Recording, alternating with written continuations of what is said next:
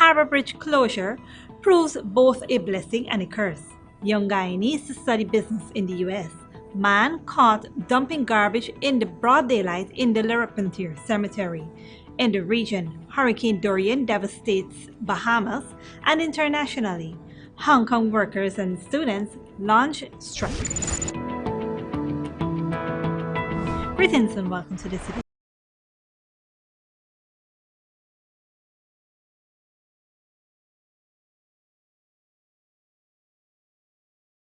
of Headline News Updates. I am Bibi Bacchus. Thank you for joining us.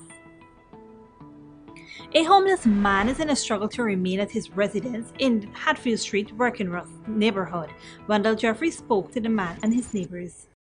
Mr. Bacchus, I must stay there.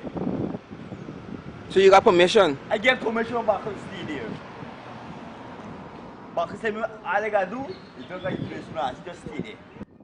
A homeless man who says they call him Look Back is claiming that he was given permission to live in the makeshift shack at the back of the Sleeping Hotel on Hatfield Street in Working Rust.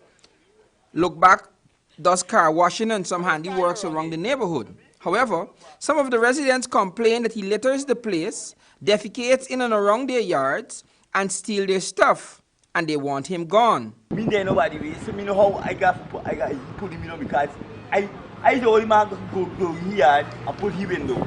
Because the dog know me. I get the man, the dog know me. The dog don't know nobody else, he only know me. Take that for nonsense, man. Look Back, who admitted that he is a drug addict, said that he does not steal and that he is not a security guard to stop other people from stealing. So there's no truth to the claim that you thieving people thing and people thieving thing around here and nothing. Nah, I'm not at all. I'm in there. I'm not a security. To sit down and watch over everybody place. I make move, I smoke, I go all over the road. I do up and down. Eh? Not yellow thing last in. People think it's last right in front of you. In front of you, people can't think it's last in too. For about 3 years, Look Back says he was living in an abandoned car on Hatfield Street. The car was dismantled in order to get him to move. However, Look Back simply built a makeshift shed behind the Sleeping Hotel and started living there. Yesterday, a relative of the family on whose land Look Back was residing removed the abandoned car and placed it across the street in front of the yard of the owner of the car. The folks on whose parapet Look Back lived for about 3 years said that they removed the car to get rid of him and the thieving, and also to keep the place clean. I'm trying to clean the place because I have teeth and all these things around the place. This one here, I bring a set of teeth around this place. So we want to clean the place to keep the place clean. Look Back said he's comfortable where he's now living and does not plan to move anytime soon. He said that Clifton Bacchus, the owner of the Sleeping Hotel, gave him permission to stay there. So you're comfortable where you are there? I'm comfortable there, yeah. And they will tell me there nobody way.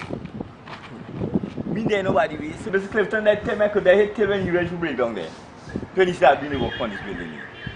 For Channel 2 Headline News, Wendell Jeffrey. Thanks, Wendell. The U.S. government will welcome 280 youths to the U.S. to improve their entrepreneurial skills. Esther Sobers reports.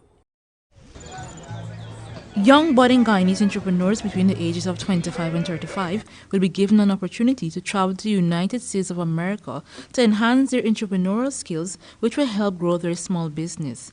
Entrepreneurs are encouraged to apply for the Young Leaders of America's Initiative Professional Fellow Programs. Applications are due September 18, 2019, and the program will commence on June 7th and conclude on July 17, 2020. The Young Leaders of America's Initiative is the U.S. Department of State's flagship program for emerging entrepreneurs and business leaders from Latin America and the Caribbean. The program is designed to promote mutual understanding and build a network of young business and social entrepreneurs. The program brings young leaders to the U.S. for entrepreneurial leadership training and fellowship with U.S. companies and social enterprises. Since the initiative launched in 2015, more than 750 YLAI professional fellows have expanded their leadership and entrepreneurial experience. It is expected that 280 persons from Guyana and other countries will participate in 2020 YLAI professional fellows programs. Last year, 3 Guyanese entrepreneurs were selected for the program. There were Jainine Hare, co-founder of A Plus Computer Training Center, Evany Kanine Gocharan, co-founder and CEO of Java Coffee Bar, and Nigel Anthony Peters, founder of Arcadia Agri. For Channel 2 Headline News, Esther Sobers. Thanks, Esther. Coming up after the break, Harbour Bridge closure frustrates some and pleases others, and culprit caught dumping garbage in the cemetery.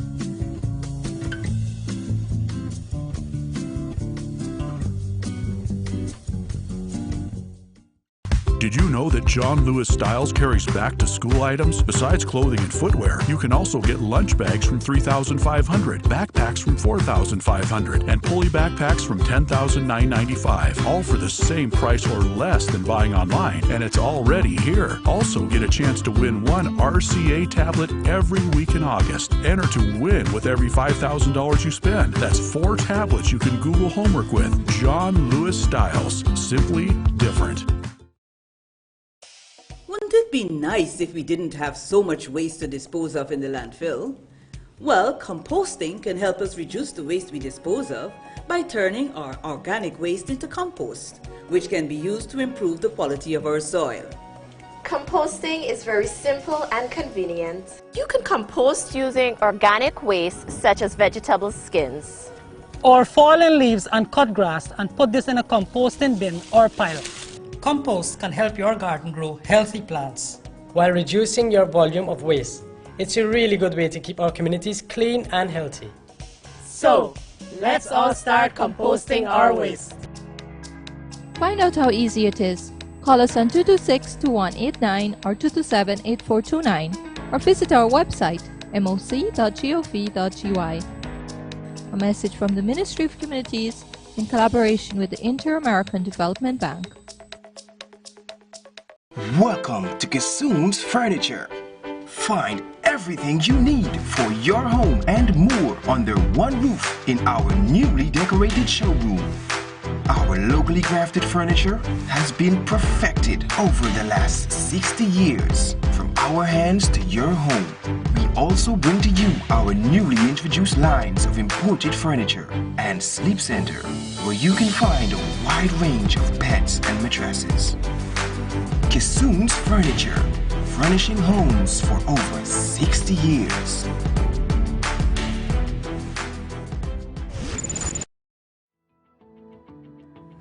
Welcome back. A man was caught dumping garbage in the cemetery. He claims that he just was doing his job. Wendell Jeffrey caught up with him. How far you bring this from? From to 6th Street. You ain't got no dump no way about there and them thing. You gotta go till up by the dump. A man was caught on Saturday in bright daylight about 3 p.m. dumping a cart load of garbage in the Larpentier Cemetery just behind the crematorium. He said that he is paid to collect and dump the garbage. He calls it a little hustle. Somebody pay you to dump this? Yeah. You know what I mean? Hustle. And I even why you like it. I don't know where you like it. I bought the car, the salad there. You understand? I like it. At first, when the man realized that his act was being recorded, he tried to put the garbage back in the cart, even as he became belligerent. Why was taking some of the problem? You take no to one.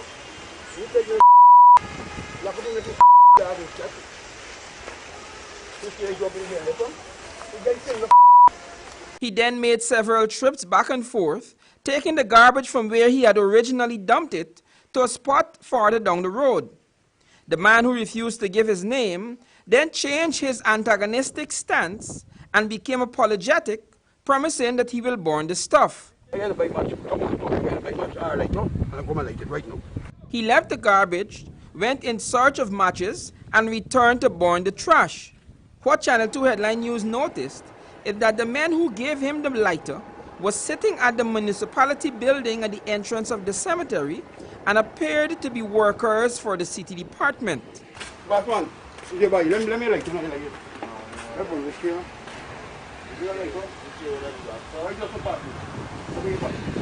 I stayed with him until he returned and burnt the garbage. The man then set the chairs on fire and left.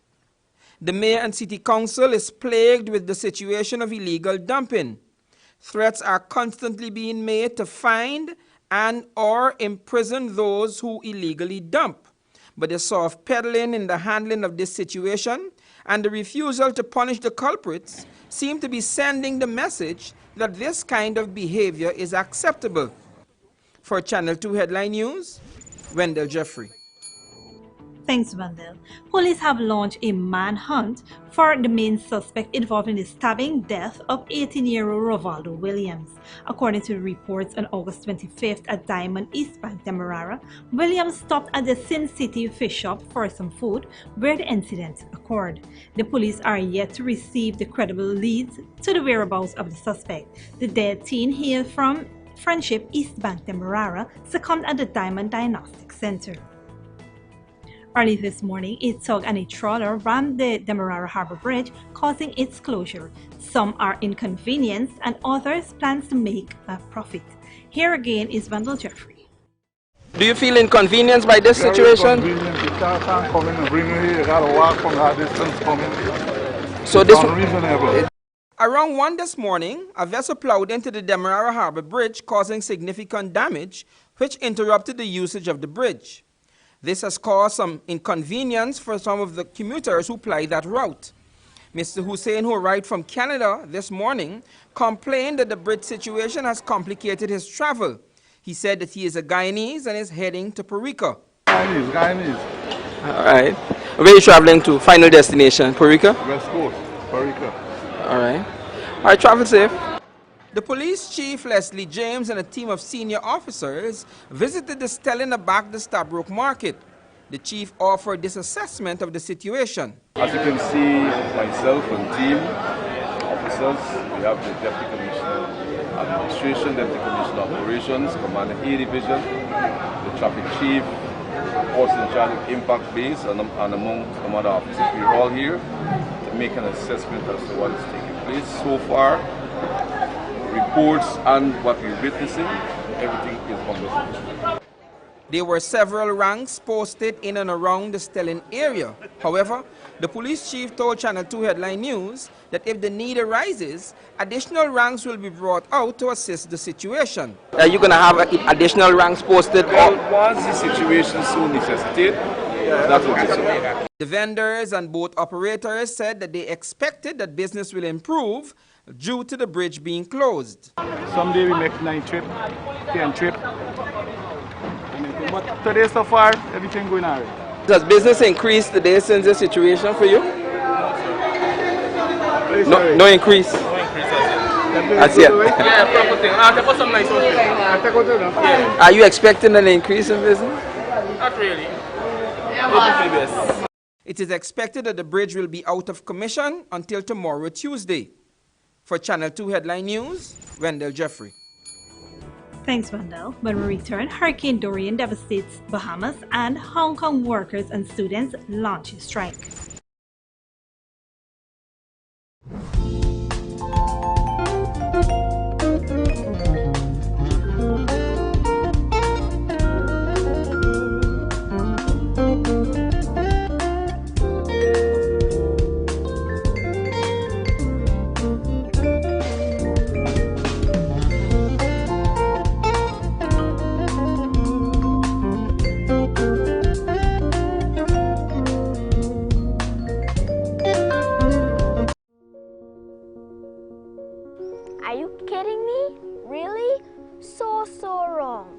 That is not what we were taught at the Green Generation Guyana camp.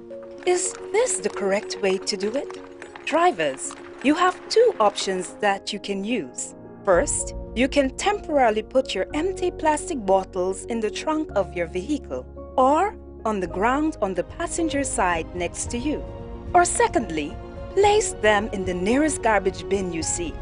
We need you to play your part in helping us keep the environment clean and healthy. A message from the Ministry of Communities, Green Generation Guyana Sanitation Program. For more information, please contact us on 592-227-2605, or you may find us on the World Wide Web at www.moc.gov.gy.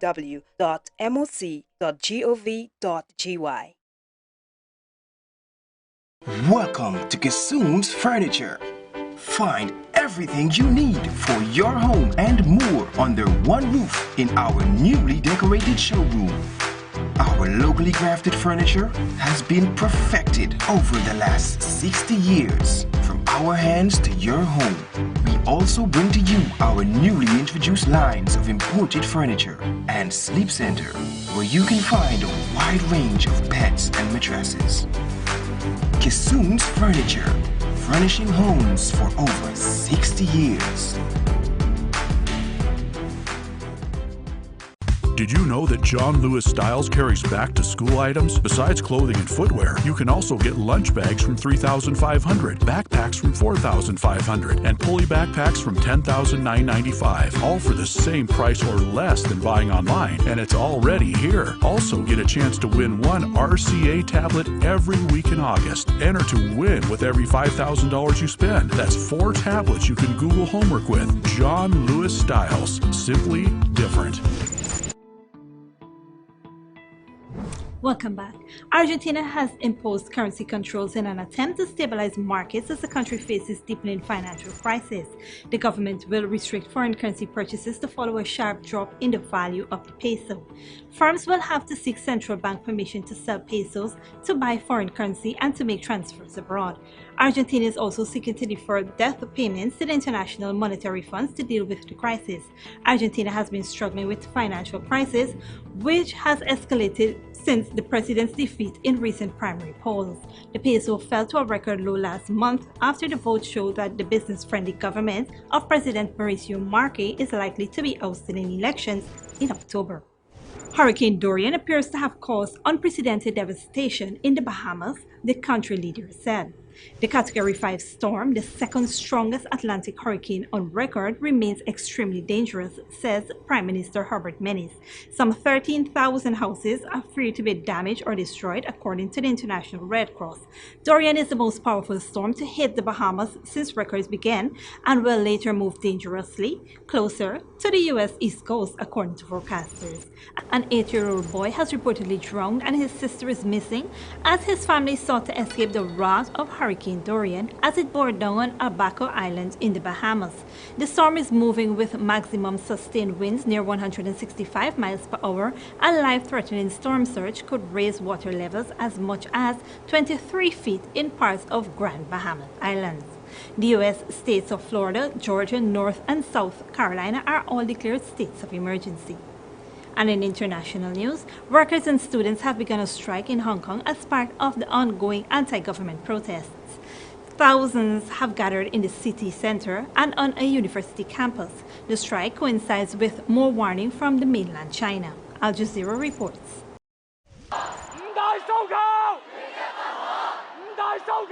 University students in Hong Kong are at the center of a protest movement that's lasted 3 months. It's been a long summer holiday fighting for democracy and greater rights, but their voices are as loud and strong as ever, and they want their battle to continue. We think that if we lose our Hong Kong, if we lose our freedom, and that's the real end game. So we think that we have to use any methods, any means to fight for our own democracy. On day one of the new school year, thousands came from around Hong Kong to the Chinese university, known for its political activism. On this day, for these students, there were no books in sight, no lectures to attend, just a rallying call to begin a strike for 2 weeks. In that time, they want the government to meet their demands, including an independent investigation into the crisis, or they'll intensify their campaign. Their announcement came as state media in China issued new warnings that the end is coming for Hong Kong's protesters. There is no sign the threats coming from mainland China are deterring the youth of Hong Kong. If anything, it appears to be having the opposite effect. They're becoming emboldened, more determined to achieve their goals.